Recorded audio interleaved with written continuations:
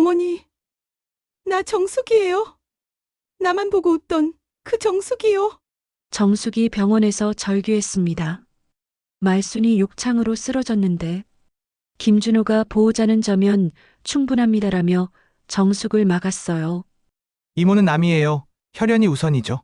조카 민수마저 김준호 편을 들었습니다. 이 집은 처분할 예정이에요. 정숙 씨 갈 곳이 있으시겠죠? 김준호의 차가운 선언이었어요. 정숙은 텅 빈 집에서 혼자 난 왜 내 인생을 버렸을까? 라며 오열했습니다. 경북 안동의 오래된 한옥집은 아침부터 고요했습니다.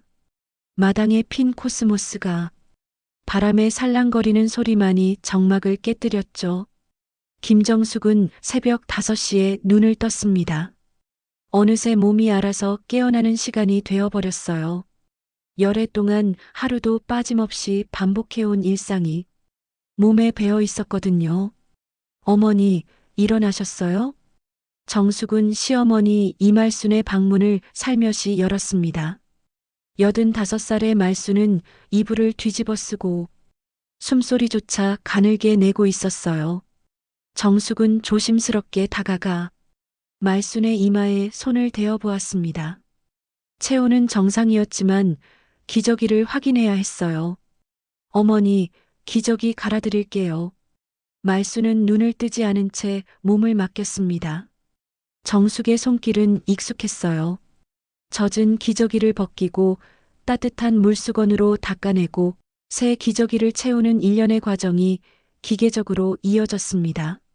하루에 3번, 때로는 4번씩 반복되는 일이었죠. 아침 식사 준비를 하면서 정숙은 말순의 약을 챙겼습니다. 혈압약, 당뇨약, 치매 진행을 늦춰주는 약까지 알록달록한 약들이 일주일치 약통에 가지런히 정리되어 있었어요. 정숙은 죽을 끓이면서 약을 하나씩 확인했습니다. 빠뜨리면 안 되는 것들이었거든요. 어머니, 아침 드세요. 말순을 부축해서 앉혀두고 정숙은 숟가락으로 죽을 떠서 입에 가져다 주었습니다. 말순은 때때로 입을 다물고 거부하곤 했어요. 그럴 때면 정숙은 참을성 있게 기다려야 했습니다. 맛있죠? 닭고기 넣고 끓인 거예요. 말순이 몇 숟가락 먹고 나서 갑자기 정숙을 바라봤습니다. 그 눈빛에는 어떤 간절함이 담겨 있었어요. 준호야, 밥 먹었냐? 정숙의 손이 잠시 멈췄습니다. 또 시작된 거죠. 말순은 가끔씩 40년 전의 이름을 불렀어요. 정숙이 알지 못하는 그 이름을요. 그 사람은 죽었어요, 어머니. 정숙은 작은 목소리로 속삭였습니다. 말순은 고개를 끄덕였지만 몇 분 뒤면 또 같은 말을 반복할 거라는 걸 정숙은 알고 있었어요. 점심시간이 지나고 정숙은 말순을 휠체어에 태워 마당으로 나갔습니다. 따스한 햇볕을 쬐는 것이 좋다고 의사가 말했거든요. 마당 한쪽에는 남편이 심어두었던 감나무가 있었어요. 올해도 어김없이 감이 주렁주렁 달려 있었습니다. 여보가 심은 감나무인데 올해도 잘 열렸네요. 정숙은 혼잣말처럼 중얼거렸습니다. 남편은 5년 전 병으로 세상을 떠났어요. 그 이후로 정숙은 혼자서 말순을 돌봐야 했습니다.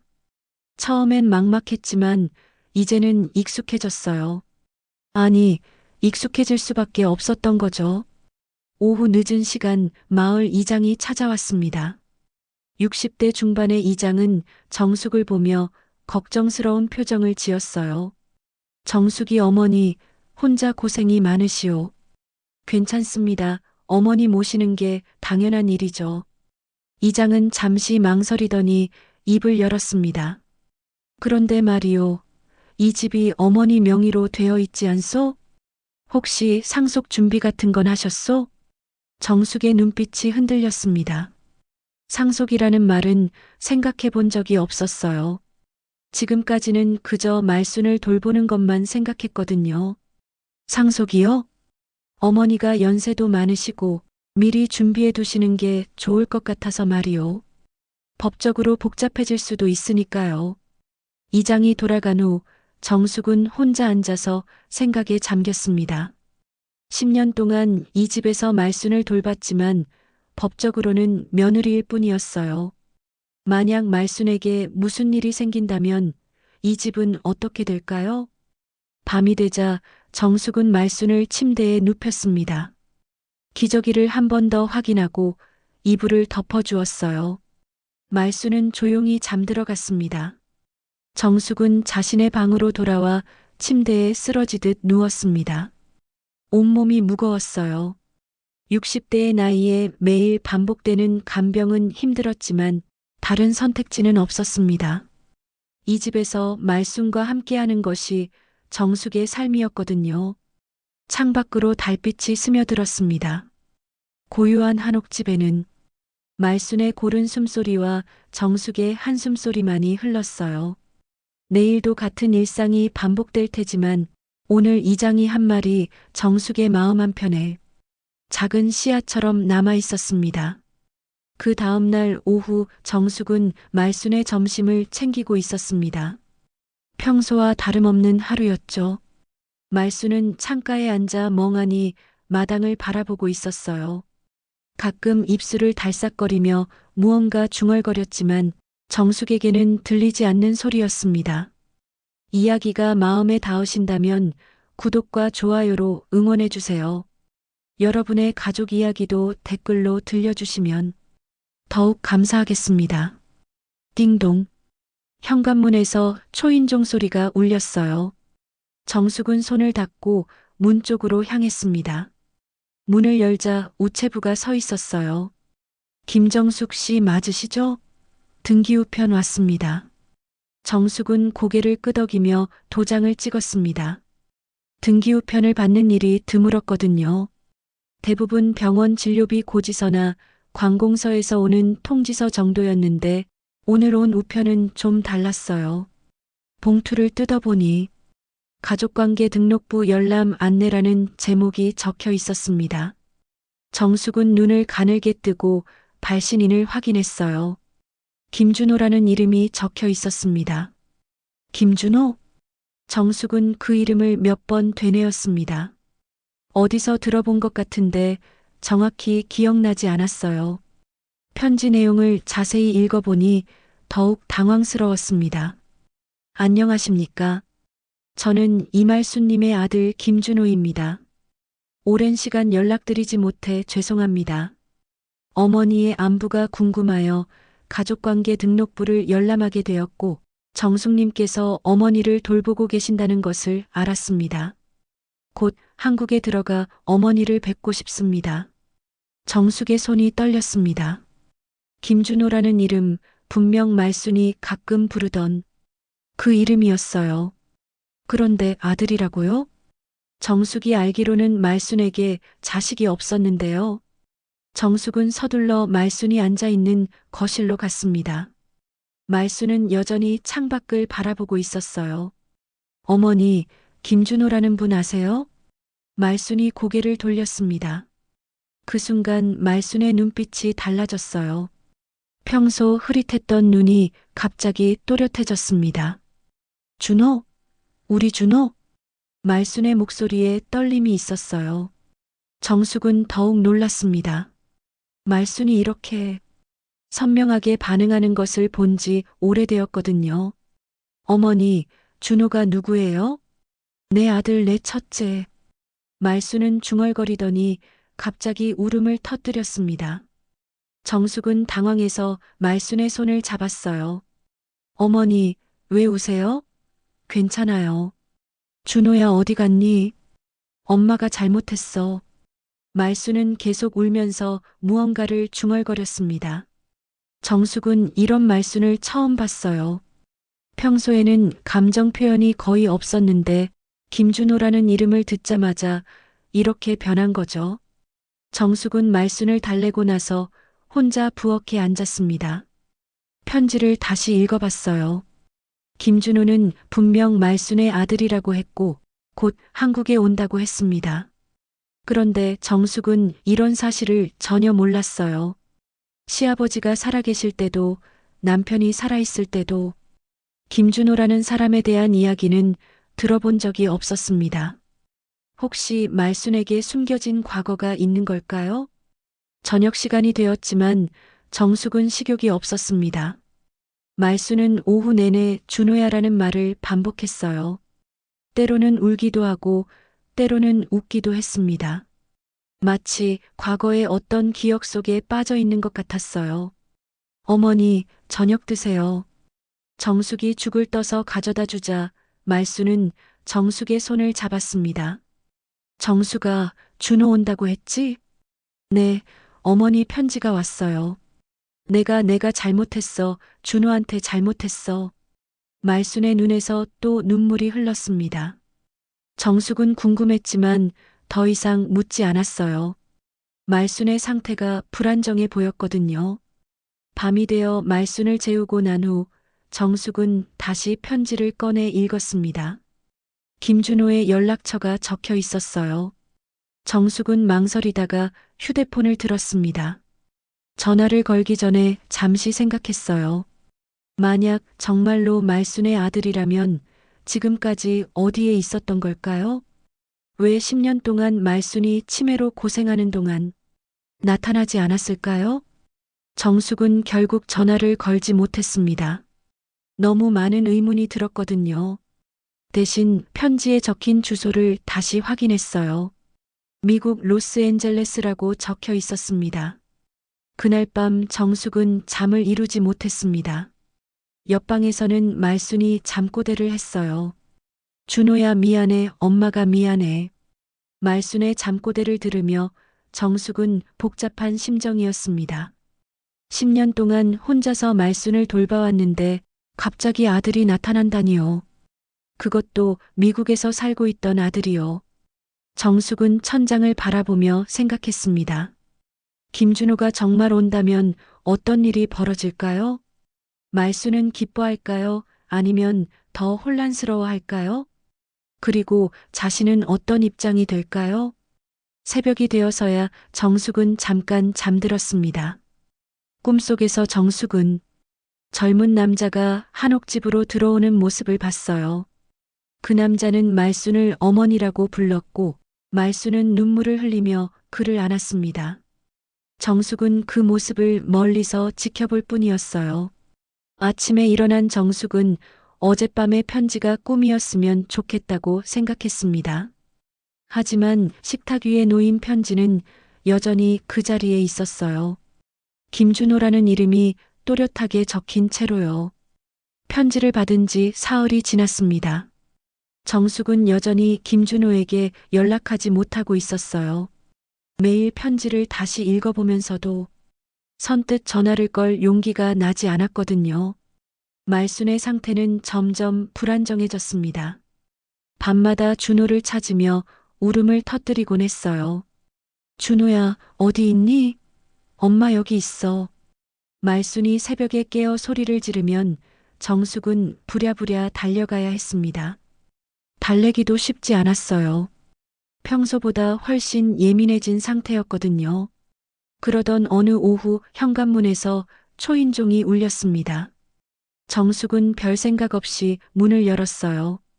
그런데 문 앞에 선 사람을 보고 깜짝 놀랐습니다. 50대 중반으로 보이는 남자가 서 있었어요. 키가 크고 고급스러운 검은색 정장을 입고 있었습니다. 얼굴은 동양인이었지만 어딘지 외국인 같은 분위기가 났어요. 특히 눈빛이 달랐습니다.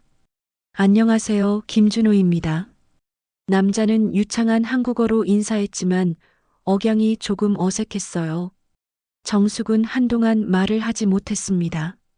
편지로만 알던 김준호가 실제로 나타난 거죠. 당신 누구세요? 정숙의 목소리는 날카로웠습니다. 갑작스럽게 나타난 이 남자를 쉽게 받아들일 수가 없었어요. 김준호는 가방에서 서류 봉투를 꺼냈습니다. 그 안에는 가족관계 등록부와 몇 장의 서류가 들어 있었어요. 이걸 보시면 이해하실 겁니다. 저는 이말순님의 장남입니다.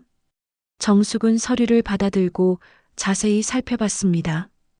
가족관계 등록부에는 분명히 이말순의 아들로 김준호가 기재되어 있었어요. 출생일은 1970년, 지금으로부터 55년 전이었습니다. 이게 정말인가요? 네, 정말입니다. 오랫동안 연락을 드리지 못해서 죄송합니다. 김준호는 정중하게 말했지만 정숙은 여전히 의심스러웠어요. 왜 지금까지 연락이 없었던 걸까요? 어머니는 지금 어디 계세요? 거실에 계시는데 잠깐만요. 정숙은 김준호를 현관에 세워두고 거실로 갔습니다. 말수는 평소처럼 창가에 앉아 있었어요. 어머니, 손님이 오셨어요. 말수는 고개를 돌렸습니다. 그때 김준호가 거실로 들어왔어요. 말순과 김준호의 눈이 마주쳤습니다. 순간 말순의 표정이 완전히 바뀌었어요. 흐릿했던 눈빛이 갑자기 또렷해졌습니다.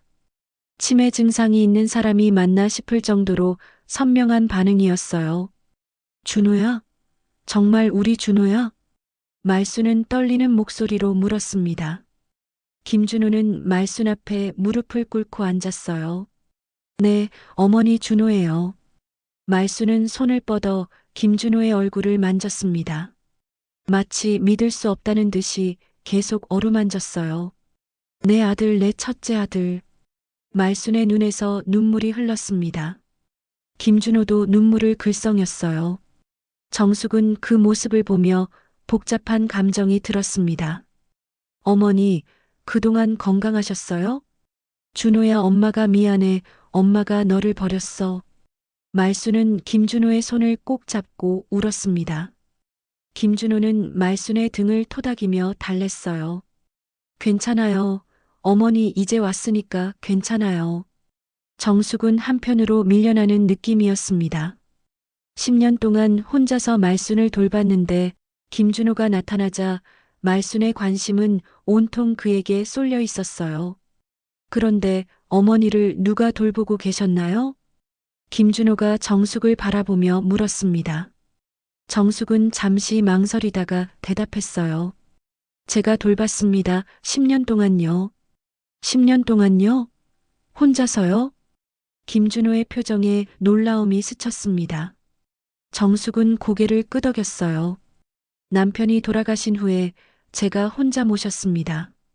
김준호는 잠시 말이 없었습니다. 그러다가 정숙에게 깊이 고개를 숙였어요. 정말 감사합니다. 제가 할 일을 대신해 주셔서요.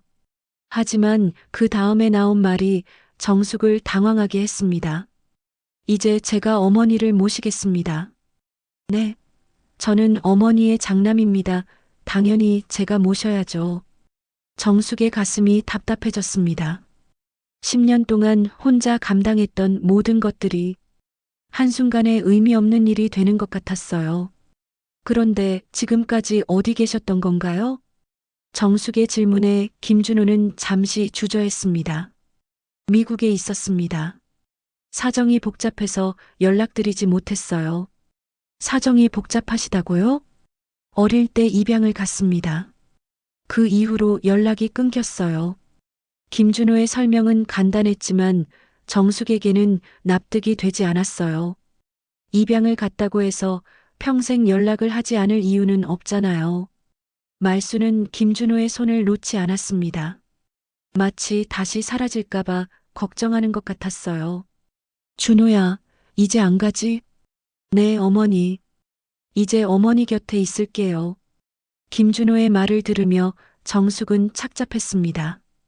지금까지 자신이 말순의 곁을 지켜왔는데 이제는 자신의 자리가 없어지는 건 아닐까요? 김준호는 가방에서 또 다른 서류를 꺼냈습니다. 어머니, 이 집이 어머니 명의로 되어 있는 거 맞죠? 응, 그래. 말수는 고개를 끄덕였습니다. 정숙은 김준호의 의도가 궁금했어요. 혹시 유언장 같은 건 작성해 두셨나요? 유언장? 말수는 고개를 갸웃했습니다. 치매 때문에 그런 복잡한 일들은 이해하기 어려웠거든요. 정숙은 불안해졌습니다. 김준호가 재산 때문에 온 건 아닐까 하는 생각이 들었어요. 10년 동안 나타나지 않았던 사람이 갑자기 나타나서 유언장을 묻다니요. 10년을 지켜왔는데 단 하루 만에 장남이라니? 정숙은 속으로 중얼거렸습니다. 김준호는 그런 정숙의 마음을 알아차렸는지 말했어요. 정숙 씨, 오해하지 마세요. 저는 그냥 어머니가 걱정되어서 온 겁니다. 하지만 정숙의 의심은 쉽게 사라지지 않았어요. 김준호가 나타난 지 사흘이 지났습니다. 마을에는 벌써 소문이 돌기 시작했어요. 장을 보러 나간 정숙에게 이웃들이 하나둘 다가와 물어봤습니다. 정숙이 어머니, 장남이 돌아왔다면서요? 슈퍼 앞에서 만난 옆집 아주머니가 호기심 가득한 눈으로 물었어요. 정숙은 애매하게 웃으며 대답했습니다. 네, 미국에 계셨던 분이 오셨어요. 어머나, 그럼 이제 어머니 모실 사람이 생긴 거네요. 그동안 혼자 고생 많으셨는데. 아주머니의 말에는 안도감이 섞여 있었어요.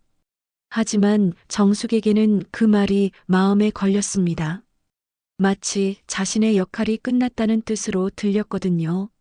마을 회관 앞에서는 몇몇 어르신들이 모여 앉아 이야기하고 있었어요. 외며느리는 그동안 뭐가 되노? 법적으로는 아들이 우선이지. 10년을 돌봤어도 혈연이 아니면 소용없어. 정숙은 그 말들을 듣고 마음이 무거워졌습니다. 자신이 지금까지 해온 일들이 한순간에 무의미해지는 것 같았어요. 집으로 돌아오니 김준호가 거실에서 말순과 이야기하고 있었습니다. 말순은 김준호가 온 이후로 확실히 밝아졌어요. 치매 증상도 조금 나아진 것처럼 보였습니다. 어머니, 제가 좋은 요양병원을 알아봤어요. 거기서 전문적인 치료를 받으시면 좋을 것 같아요. 김준호의 말에 정숙이 깜짝 놀랐습니다. 요양병원이요? 네, 어머니 상태를 보니 전문 의료진의 도움이 필요할 것 같아서요. 정숙은 당황했어요. 지금까지 집에서 말순을 돌보는 것이 당연하다고 생각했는데 갑자기 요양병원 이야기가 나오다니요. 어머니는 어떻게 생각하세요? 정숙이 말순에게 물어봤지만 말순은 김준호만 바라보고 있었어요. 준호가 하자는 대로 할게. 말순의 대답에 정숙은 서운함을 느꼈습니다. 10년 동안 자신이 모신 것은 아무 의미가 없는 걸까요? 그날 저녁 김준호는 정숙에게 따로 이야기하자고 했습니다. 정숙 씨, 그동안 정말 수고 많으셨어요. 별 말씀을요. 어머니 모시느라 개인적인 삶을 포기하셨을 텐데 이제는 편히 쉬세요.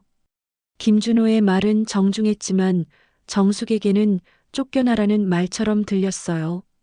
저는 괜찮습니다. 계속 어머니를 모시고 싶어요. 하지만 이제 제가 있으니까요. 저는 어머니의 법적 보호자입니다.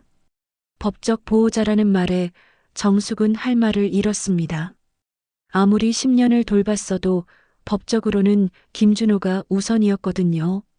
다음 날 정숙은 우연히 김준호의 전화 통화를 엿듣게 되었습니다. 김준호는 누군가와 외국어로 통화하고 있었어요. 정숙은 무슨 말인지 알아들을 수 없었지만 집과 땅에 관한 이야기인 것 같았습니다. 김준호의 목소리가 진지했거든요. 통화를 마친 김준호에게 정숙이 조심스럽게 물어봤어요. 혹시 누구와 통화하신 거예요? 아, 미국에 있는 변호사와 이야기했어요. 어머니 관련해서 법적으로 처리해야 할 일들이 있어서요. 법적으로 처리할 일이요? 상속 관련된 일들이요.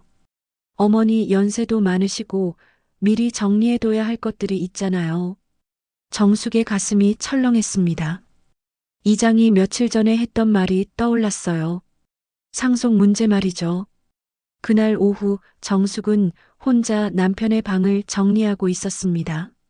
남편이 돌아가신 후 손대지 못했던 서랍들을 하나씩 정리했어요. 그러다가 낡은 카세트 테이프 하나를 발견했습니다. 테이프에는 말순 어머니께라고 적혀 있었어요. 정숙은 궁금해서 오래된 라디오에 테이프를 넣었습니다. 어머니, 저 이제 갑니다. 병원에서 시간이 얼마 안 남았다고 하네요. 남편의 목소리였어요. 정숙은 깜짝 놀라며 테이프에 귀를 기울였습니다. 정숙이한테는 미안한 마음뿐입니다. 10년 넘게 어머니 모시느라 자기 인생을 포기했는데 저는 아무것도 해준 게 없어요. 정숙의 눈에서 눈물이 흘렀습니다. 정숙이한테는 집이라도 남겨줘야 할 것 같아요. 제 명의로 된 건 별로 없지만 적어도 살 곳은 있어야 하지 않겠어요? 테이프는 거기서 끝났습니다. 정숙은 테이프를 꼭 쥐고 한참을 울었어요. 남편도 자신의 처지를 알고 있었던 거죠. 그때 김준호가 들어왔습니다. 정숙 씨, 뭐 하세요? 아무것도 아니에요. 정숙은 서둘러 테이프를 숨겼습니다. 김준호에게 보여줄 필요는 없다고 생각했거든요. 참, 내일 법무사와 만날 약속이 있어요. 어머니 재산 관련해서 정리할 일이 있어서요. 법무사요? 네, 이 집도 어머니 명의로 되어 있고 정리가 필요해서요. 정숙은 불안해졌습니다. 김준호의 행동이 점점 의심스러웠어요. 어머니를 돌보러 왔다고 했는데 하는 일은 재산 정리뿐이었거든요. 밤늦게 정숙은 침대에 누워 생각했습니다. 만약 이 집이 김준호에게 넘어간다면 자신은 어디로 가야 할까요? 10년 동안 이 집이 전부였는데 갑자기 쫓겨나게 되는 건 아닐까요? 말순의 방에서는 김준호와 말순이 이야기하는 소리가 들렸어요. 어머니, 좋은 곳으로 모셔드릴게요. 준호야, 정숙이는 어떻게 해? 정숙 씨는 정숙 씨 갈 길이 있을 거예요. 김준호의 말을 들으며 정숙은 더욱 불안해졌습니다. 자신의 자리는 정말 없어지는 걸까요? 정숙은 남편이 남긴 테이프를 다시 들었습니다. 남편의 목소리가 위로가 되었어요. 적어도 한 사람은 자신의 희생을 알아줬다는 생각에 마음이 조금 편해졌습니다. 난 왜 내 인생을 버렸을까? 정숙은 속으로 중얼거렸습니다. 하지만 이미 늦었어요. 10년이라는 시간과 모든 희생이 한순간에 무너지는 것 같았습니다. 창밖으로 달빛이 스며들었고 정숙은 남편의 테이프를 가슴에 품고 잠 못 이루는 밤을 보냈습니다. 다음 날 아침 정숙은 평소보다 일찍 일어났습니다. 밤새 잠을 설쳐서 몸이 무거웠지만 말순의 아침 식사를 준비해야 했거든요. 거실로 나가니 김준호가 이미 깨어 있었어요. 정숙 씨, 일찍 일어나셨네요. 네, 어머니 식사 준비하려고요. 정숙은 부엌으로 향했지만 김준호가 뒤따라왔습니다. 정숙 씨, 솔직히 말씀드리고 싶은 게 있어요. 정숙의 손이 멈췄습니다. 김준호의 목소리가 어제와 달랐어요. 저는 어머니께 용서받으러 온 거지 집 때문은 아닙니다. 용서요? 어릴 때 일이에요. 제가 어머니를 원망했던 적이 있어서요. 김준호는 잠시 망설이더니 계속 말했습니다. 입양 갈 때 어머니가 저를 버렸다고 생각했어요. 그래서 평생 연락하지 않았던 거죠.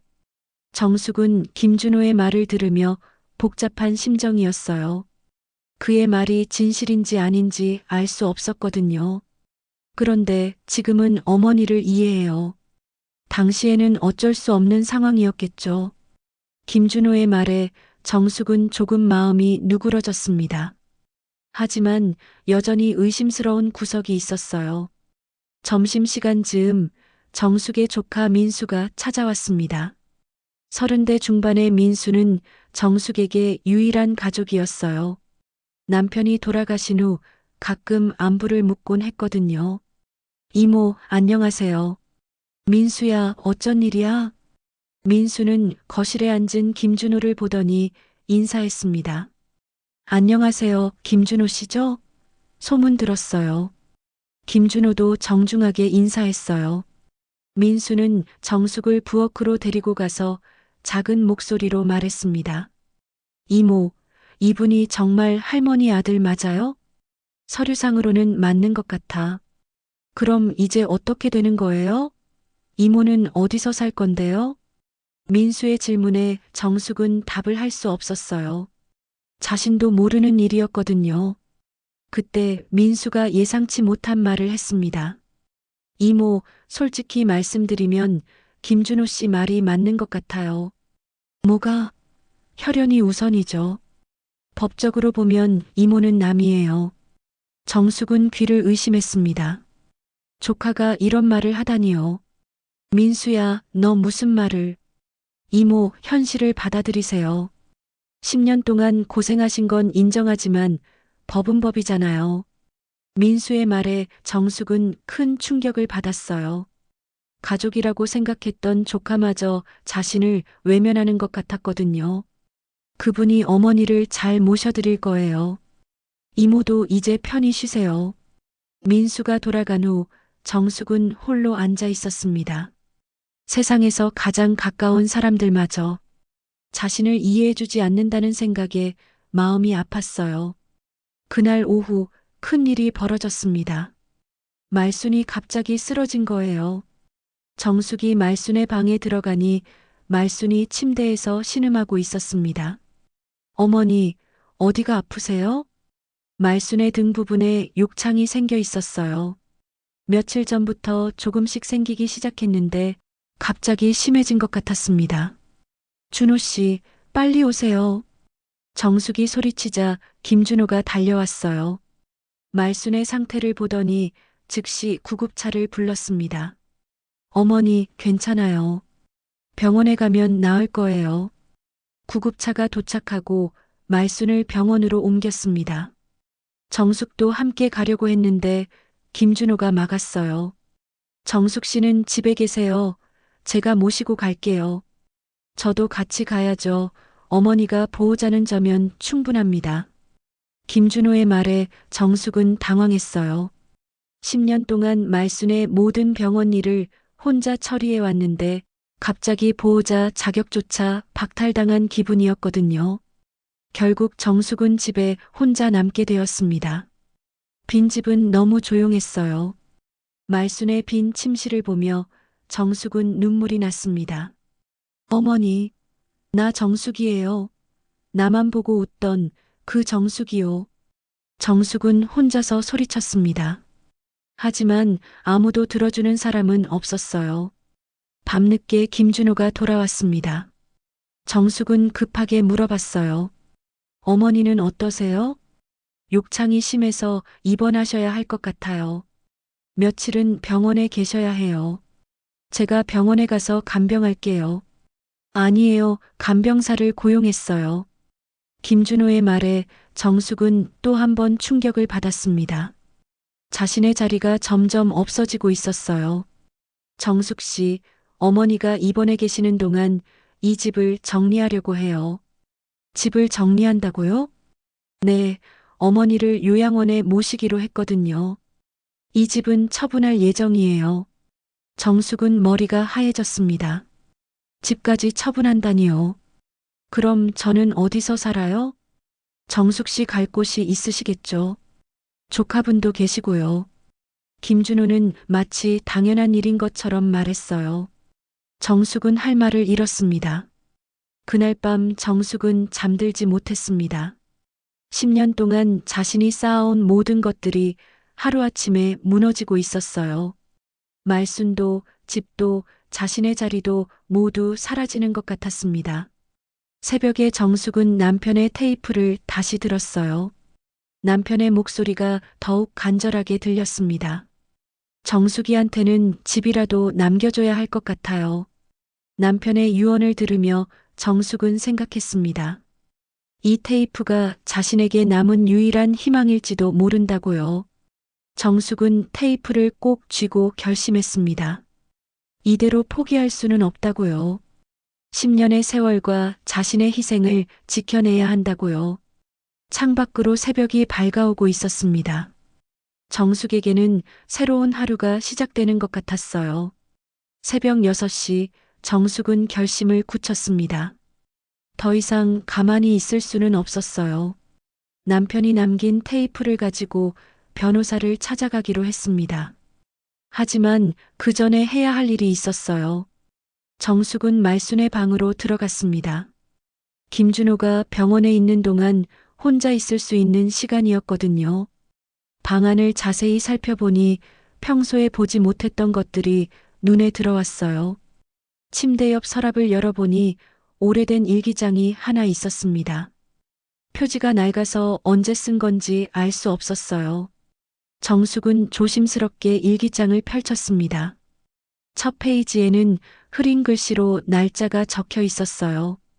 20년 전의 일기였습니다. 정숙은 글을 읽기 시작했어요. 오늘 정숙이가 또 내 약을 챙겨줬다. 고마운 아이다. 아들은 없어도 딸은 있는 것 같다. 정숙의 가슴이 뛰었습니다. 말순이 자신을 딸처럼 생각했다는 증거였어요. 준호 생각이 난다. 그 아이를 보육원에 보낸 게 내 평생 후회다. 남편이 강요했지만 내가 막았어야 했는데. 일기를 읽어가면서 정숙은 말순의 마음을 알 수 있었습니다. 김준호에 대한 죄책감과 자신에 대한 고마움이 함께 적혀 있었어요. 정숙이는 내 딸처럼 살아줘 고맙다. 내가 치매에 걸려도 끝까지 돌봐준다고 했다. 이런 며느리가 어디 있을까? 정숙의 눈에서 눈물이 흘렸습니다. 말순도 자신의 마음을 알고 있었던 거죠. 일기장을 더 넘겨보니 최근에 쓴 것 같은 글도 있었어요. 글씨가 떨리고 어색했지만 분명 말순의 글씨였습니다. 준호는 내가 버렸다. 정숙이만 내 진짜 가족이다. 정숙은 이 구절을 보고 깜짝 놀랐어요. 치매에 걸린 말순이 이런 글을 썼다니요. 정숙은 일기장을 가지고 마을의 작은 법무사 사무소로 갔습니다. 김 변호사는 정숙을 잘 아는 사이였어요. 마을에서 오래 일해온 분이었거든요. 정숙 씨, 어쩐 일이세요? 변호사님, 이걸 좀 봐주세요. 정숙은 남편의 테이프와 말순의 일기장을 보여줬습니다. 김 변호사는 자세히 살펴보더니 고개를 끄덕였어요. 이건 어머니의 진심이 담긴 유언과도 같아요. 정말인가요? 네, 특히 이 일기장은 법적으로도 의미가 있습니다. 본인이 직접 쓴 글이고 날짜도 명확하거든요.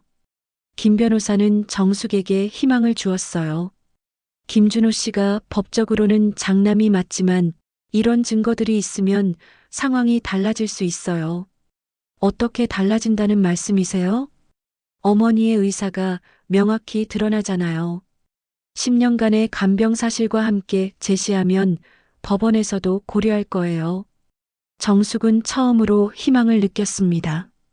포기하지 않기를 잘했다는 생각이 들었어요. 그날 오후 정숙은 병원으로 갔습니다. 말순을 보고 싶었거든요. 간병사가 말순을 돌보고 있었지만 정숙은 말순 곁에 앉았어요. 어머니, 정숙이에요. 말순은 정숙을 보더니 희미하게 웃었습니다. 정숙아 고마워. 어머니, 괜찮으세요? 말순은 정숙의 손을 잡았어요. 그 손길이 따뜻했습니다. 정숙아 내 일기 찾았지? 정숙은 깜짝 놀랐어요. 말순이 일기 이야기를 하다니요. 네, 어머니 찾았어요. 그 일기 진짜야 내 마음이야. 말순은 힘없는 목소리로 말했지만 분명했어요. 그 순간 김준호가 병실로 들어왔습니다. 어머니, 컨디션은 어떠세요? 김준호는 정숙이 있는 것을 보고 조금 놀란 것 같았어요. 정숙 씨, 어떻게 여기까지? 어머니가 보고 싶어서 왔어요. 김준호는 말순 곁에 앉았습니다. 정숙은 일기장을 꺼내 김준호에게 보여줬어요. 이걸 봐주세요. 김준호는 일기장을 받아들고 읽기 시작했습니다. 처음에는 무표정했지만 점점 표정이 변했어요. 이건 어머니가 쓰신 거예요? 네, 어머니의 진심이 담긴 일기예요. 김준호는 일기를 읽으면서 손이 떨리기 시작했어요. 특히 자신에 대한 부분을 읽을 때는 얼굴이 창백해졌습니다. 그때 난 아무것도 몰랐어요. 김준호의 목소리가 떨렸습니다. 처음으로 진짜 감정을 드러내는 것 같았어요. 어머니가 이렇게 생각하고 계셨다니. 김준호는 일기장의 한 구절을 계속 읽었습니다. 준호는 내가 버렸다는 부분이었어요. 저는 어머니가 저를 버렸다고 생각했는데 어머니는 자신이 저를 버렸다고 생각하고 계셨네요. 김준호의 눈에서 눈물이 흘렀습니다. 정숙은 그런 김준호를 보며 조금 마음이 누그러졌어요. 정숙 씨가 어머니께 얼마나 소중한 존재인지 이제 알겠어요. 김준호는 일기장을 덮고 정숙을 바라봤습니다. 제가 너무 성급했나 봐요. 어머니의 마음을 제대로 알지도 못하고. 말수는 두 사람의 대화를 들으며 조용히 미소를 지었어요. 마치 모든 것을 이해하고 있는 것 같았습니다. 준호야, 정숙이도 내 가족이야. 말순의 말에 김준호는 더욱 고개를 숙였어요. 어머니, 제가 잘못했어요. 정숙 씨를 제대로 생각하지 못했어요. 정숙은 김준호의 변화된 모습을 보며 희망을 느꼈습니다. 혹시 이제부터는 달라질 수 있을까요? 그날 밤 정숙은 집으로 돌아와 일기장을 다시 읽었어요. 말순의 마음이 담긴 글들이 위로가 되었습니다. 10년의 세월이 헛되지 않았다는 것을 확인할 수 있었거든요. 정숙은 내일 무슨 일이 벌어질지 모르지만 이제는 두렵지 않았어요. 말순의 일기와 남편의 유언이 자신에게 힘을 주었거든요. 일주일이 지났습니다. 말순의 상태는 조금씩 나아졌지만 여전히 병원에 있어야 했어요. 그 사이 김준호는 많이 변했습니다. 말순의 일기를 읽은 후로 정숙을 대하는 태도가 완전히 달라졌거든요. 정숙 씨, 오늘 법원에 가야 해요. 김준호가 정숙에게 말했습니다. 김 변호사가 상속 관련 조정 신청을 해둔 상태였어요. 네, 알겠어요. 정숙은 말순의 일기장과 남편의 테이프를 챙겼습니다. 이 두 가지가 자신에게 남은 유일한 무기였거든요. 법원에 도착하니 조정실에는 판사와 조정위원이 앉아 있었어요. 정숙과 김준호는 나란히 앉았습니다. 이말순 씨의 상속 문제로 조정 신청이 들어왔습니다. 김준호 씨는 법정 상속인이고 김정숙 씨는 10년간 간병을 담당한 며느리로 이해하면 되겠습니까? 판사의 질문에 두 사람 모두 고개를 끄덕였어요. 먼저 김준호 씨부터 말씀해 보세요. 김준호는 자리에서 일어났습니다. 판사님, 저는 법적으로는 어머니의 장남이 맞습니다. 하지만 지난 10년 동안 어머니를 돌본 건 정숙 씨였어요. 조정위원들이 놀란 표정을 지었어요. 보통 상속 분쟁에서는 자신의 권리를 주장하기 마련인데 김준호의 말은 달랐거든요. 계속 말씀하세요. 저는 어머니가 입양 보낸 저를 평생 후회하며 사셨다는 걸 알게 되었습니다. 김준호는 말순의 일기장을 꺼냈어요. 이건 어머니께서 직접 쓰신 일기입니다. 정숙 씨에 대한 고마움과 저에 대한 죄책감이 담겨 있어요. 판사는 일기장을 받아보며 자세히 읽었습니다. 정숙이는 내 딸처럼 살아줘 고맙다. 준호는 내가 버렸다. 이런 내용들이 있네요. 네, 어머니의 진심이 담긴 글입니다. 그때 정숙이 일어났어요. 판사님, 저도 말씀드리고 싶은 게 있습니다. 정숙은 남편의 테이프를 꺼냈습니다. 이건 제 남편이 돌아가시기 전에 남긴 유언입니다. 테이프를 틀자 남편의 목소리가 조정실에 울려 퍼졌어요. 정숙이한테는 집이라도 남겨줘야 할 것 같아요. 제 명의로 된 건 별로 없지만 적어도 살 곳은 있어야 하지 않겠어요? 남편의 간절한 목소리에 조정실이 조용해졌습니다. 10년 동안 어머니를 모신 건 정말 힘든 일이었습니다. 하지만 저는 후회하지 않아요. 어머니가 제게는 진짜 어머니였거든요. 정숙의 목소리가 떨렸지만 확신에 차 있었어요. 판사는 두 사람의 이야기를 듣고 잠시 생각에 잠겼습니다. 법적으로는 김준호 씨가 상속인이 맞습니다. 하지만 이런 특별한 사정들을 고려할 때 그때 김준호가 갑자기 일어났어요. 판사님, 잠깐만요. 모든 사람들이 김준호를 바라봤습니다. 저는 어머니가 사랑한 분께 이 집을 드리고 싶습니다. 조정실에 있던 모든 사람들이 놀랐어요. 정숙도 믿을 수 없다는 표정이었습니다. 김준호 씨, 정말 그렇게 하시겠다는 말씀이세요? 네, 판사님. 저에게는 미국에 집이 있어요.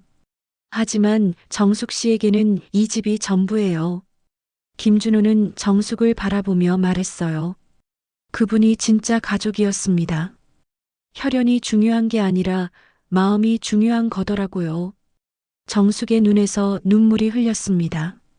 김준호의 말이 진심으로 느껴졌거든요. 저는 10년 전에 어머니를 떠났어요. 하지만 정숙 씨는 10년 동안 곁을 지켰어요. 누가 더 자격이 있는지는 분명하죠. 판사도 감동한 표정이었어요. 정말 드문 일이네요. 보통은 재산을 두고 다투기 마련인데 재산보다 중요한 게 있다는 걸 배웠어요. 어머니의 마음을 이해하게 되었거든요. 김준호는 상속 포기 각서를 작성했습니다. 그리고 정숙에게 집과 재산을 모두 양도한다는 내용의 서류에 서명했어요. 김준호 씨, 정말 후회하지 않으시겠어요? 판사가 마지막으로 확인했습니다. 네, 전혀 후회하지 않습니다. 이게 어머니가 원하시는 일이라고 확신해요. 조정이 끝나고 법원을 나오면서 정숙은 김준호에게 고마움을 표했어요. 정말 고맙습니다. 어떻게 이런 결정을? 정숙 씨가 더 고마워요. 저 대신 어머니를 사랑해 주셔서요. 두 사람은 병원으로 향했습니다. 말순에게 좋은 소식을 전하고 싶었거든요. 병실에 들어가니 말순이 창밖을 바라보고 있었어요. 두 사람을 보자 얼굴이 밝아졌습니다. 어머니, 좋은 소식이 있어요. 김준호가 말순의 손을 잡고 말했어요. 이 집은 정숙 씨가 계속 살기로 했어요. 말순은 고개를 끄덕이며 미소를 지었어요. 잘했어, 준호야. 정숙이가 내 딸이야. 말순의 말에 정숙과 김준호는 함께 울었습니다. 어머니, 저도 이제 알겠어요. 가족이 뭔지 말이에요. 김준호는 말순과 정숙을 번갈아 바라보며 말했어요. 정숙 씨, 저는 미국으로 돌아가야 해요. 하지만 앞으로도 연락하면서 지내요. 네, 그러세요. 어머니도 준호 씨를 보고 싶어 하실 거예요. 그날 저녁 말순은 정숙의 손을 꼭 쥐고 말했어요. 정숙아, 내 딸 고마워. 말순의 목소리는 작았지만 정숙에게는 세상에서 가장 큰 위로가 되었습니다. 정숙은 10년의 세월이 헛되지 않았다는 것을 느꼈어요. 진정한 가족의 의미를 깨달은 하루였습니다. 한 달이 지났습니다. 말순의 상태는 조금씩 악화되고 있었어요. 의사는 오래 버티기 어려울 것 같다고 했습니다. 정숙은 매일 병원을 오가며 말순을 돌봤어요. 김준호도 미국으로 돌아가는 날을 미루고 말순 곁에 있었습니다. 어머니, 오늘 컨디션은 어떠세요? 정숙이 말순의 이마를 쓰다듬으며 물어봤어요. 말순은 점점 말수가 줄어들고 있었지만 정숙과 김준호가 오면 눈빛이 살아났습니다. 정숙아, 준호야, 고마워. 말순의 목소리는 가늘었지만 마음은 전해졌어요. 그날 오후 말순이 갑자기 정신이 또렷해졌습니다. 치매 환자에게 가끔 나타나는 현상이었어요. 마지막 순간에 잠시 의식이 맑아지는 거죠. 정숙아, 내 이야기 들어줄래? 말순은 정숙의 손을 잡고 말했어요. 정숙과 김준호는 말순의 침대 양쪽에 앉았습니다. 준호를 보육원에 보낸 건 내가 약했어서야. 말순은 어렵게 말을 이어갔어요. 시아버지와 남편이 준호 아버지가 다르다고. 집에 둘 수 없다고 했어. 나는 반대했지만 결국 굴복했지. 김준호의 눈에서 눈물이 흘렸습니다. 어머니의 진심을 이제야 알게 된 거죠. 어머니, 괜찮아요. 이제 다 이해해요. 준호야, 엄마가 미안해. 평생 후회하며 살았어. 말수는 김준호의 손을 꼭 쥐었어요.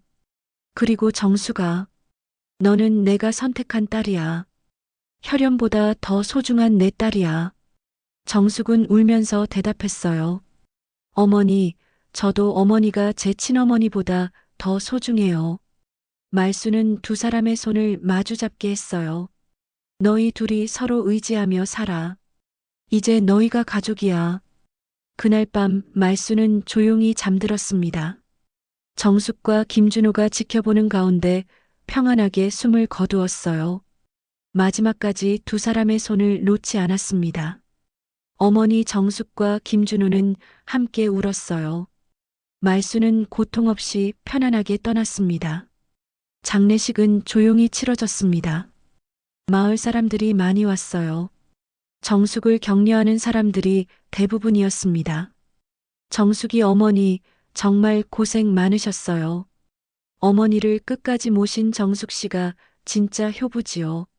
사람들의 위로가 정숙에게는 큰 힘이 되었어요. 장례식장에서 정숙과 김준호는 나란히 서서 조문객들을 맞았습니다. 두 사람은 이제 진짜 가족이 된 것 같았어요. 누나, 고생 많으셨어요. 김준호가 정숙을 누나라고 불렀습니다. 정숙은 그 말이 좋았어요. 준호야, 너도 고마웠어. 어머니가 마지막에 행복해 하셨어. 장례를 마친 후 김준호는 정말로 미국으로 돌아가야 했습니다. 하지만 이제는 작별이 아니었어요. 누나, 1년에 한 번은 꼭 올게요. 어머니 제사 때마다요. 그래, 기다릴게. 조심히 가. 김준호는 공항으로 떠나면서 정숙에게 편지 하나를 남겼어요. 편지에는 이런 내용이 적혀 있었습니다. 누나, 저는 이번에 정말 많은 걸 배웠어요. 가족이 뭔지, 사랑이 뭔지 말이에요. 누나가 보여준 헌신과 사랑 덕분에 어머니가 행복하셨어요. 앞으로 누나가 하고 싶은 일이 있으면 언제든 연락하세요. 저도 누나의 가족이니까요. 정숙은 편지를 읽으며 뭉클했어요. 김준호와의 갈등이 결국 진짜 가족의 인연으로 바뀌었거든요. 몇 달 후 정숙은 새로운 결심을 했습니다. 한옥집의 일부를 개조해서 작은 요양원을 여는 거였어요. 혼자 사는 노인들을 돌보고 싶었거든요. 정숙이 어머니, 정말 좋은 일 하시네요. 마을 이장이 격려해 주었어요. 저 혼자 받은 사랑을 나눠드리고 싶어요. 정숙은 말순에게서 배운 것들을 다른 어르신들에게도 전하고 싶었습니다. 요양원 이름은 말순의 집으로 지었어요. 말순을 기리는 마음을 담았거든요. 첫 번째 어르신이 입소하신 날, 정숙은 말순의 방에서 일기장을 다시 읽었어요. 말순의 마지막 일기에는 이런 글이 적혀 있었습니다. 내 딸 정숙이, 내 아들 준호. 나는 그들을 위해 살았고 그들이 내 마지막 가족이었다. 정숙이가 다른 어르신들도 돌봐주면 좋겠다. 그 아이에게는 그런 마음이 있으니까. 정숙은 말순이 자신의 미래까지 내다보고 있었다는 걸 깨달았어요. 1년 후 김준호가 약속대로 한국에 왔습니다. 말순의 일주기였거든요. 누나, 요양원 정말 잘 꾸며놨네요. 김준호는 말순의 집을 둘러보며 감탄했어요. 어머니가 좋아하실 것 같아요. 제사를 지내고 난 후 두 사람은 마당에서 차를 마셨습니다. 누나, 행복해 보여요. 응, 지금이 제일 행복해. 어머니 뜻대로 살고 있는 것 같아서. 김준호는 미국에서 한국 문화를 알리는 일을 하고 있었어요. 어머니로부터 받은 사랑을 다른 방식으로 나누고 있었습니다. 준호야, 어머니가 우리를 정말 잘 키우셨구나. 맞아요, 누나. 어머니 덕분에 우리가 진짜 가족이 됐어요. 그날 밤 정숙은 말순의 사진을 보며 말했어요. 어머니, 저 잘 살고 있어요. 준호도 잘 지내고 있고요. 어머니가 남겨주신 사랑으로 다른 분들도 돌보고 있어요. 사진 속 말수는 환하게 웃고 있었습니다. 마치 정숙의 말을 듣고 있는 것 같았어요. 정숙은 이제 알았습니다. 진정한 가족은 혈연이 아니라 마음으로 만들어지는 것이라는 거리요. 말순이 보여준 사랑, 김준호가 보여준 용서, 그리고 자신이 배운 헌신이 모여서 아름다운 가족을 만든 거였어요. 말순의 집에서는 오늘도 따뜻한 사랑이 이어지고 있습니다. 말순의 마지막 유언처럼 정숙은 그들을 위해 살아가고 있어요. 그리고 그것이 정숙에게는 가장 큰 행복이었습니다.